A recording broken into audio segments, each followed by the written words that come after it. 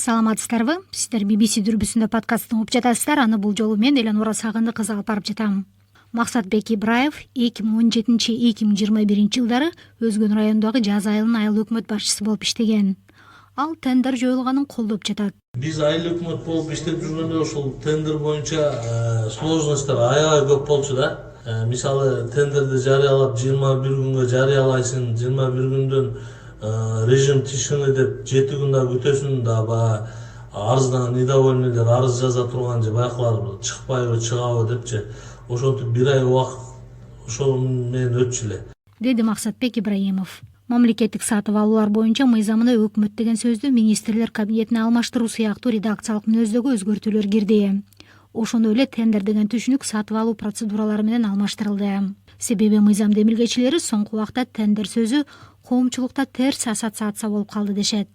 Мындан тышкары мыйзам эптеги нормативдик документтерге ылайыкташтырылды. Эң башкысы, бул мыйзам менен сатып алуу процедуралары жеңилдеп жатканы айтылып жатат. Финанс министринин орун басары Улукбек Калиндаров. Мурунку процедура, тендердик процедурада кандай эле?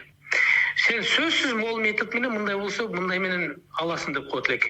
Эгерде биз кандайдыр бир татаал оборудованияны эгерде бүгүнкү күндө түз эле сатып ала турган болсок, завод өндүрүүчүдөн же болбосо анын официалдуу бир ошол товарды поставка кылган, алып келе турган күлчүлүк фирмасынан дейбизби, компаниядан ошондон сатып алганга мүмкүнчүлүк бар. Бүгүнкү күндө ушул тармакта жөнөкөйлөштүрүүлөр болду. Бул сатып алуу процедураларын бүгүн мыйзам ушундай кылып жазып жөнгө салып берди да. Президент тийиштүү мыйзамга кол коюлгону менен анын тексти азырынча жарыялана элек. Бирок буга чейин документ жогорку кеңештин сайтына жарыяланган. Мамлекеттик сатып алуулар тууралуу ачык маалыматтардын негизинде журналисттик иликтөөлөр жасап келген иликтөөчү журналист Болот Темиров тендерди жоюуну караган соңку мыйзам менен таанышып чыкты. Ушундай тендерди жойдук деп жарыялады, бирок мыйзамды тагыраак карасаң эч өзгөрүүдө эле болгон жок. Жөн эле тендер деген сөздү закупки анан конкурс деген сөздөргө алмаштыруу боюнча мыйзам экен да. Менин оюмча бул баягы эле Райым камалат дегендей куру сөз. Албетте журналисттик иликтөөлөргө бул тоскоол болбойт. Бул менин оюмча жөн эле популисттик кадам.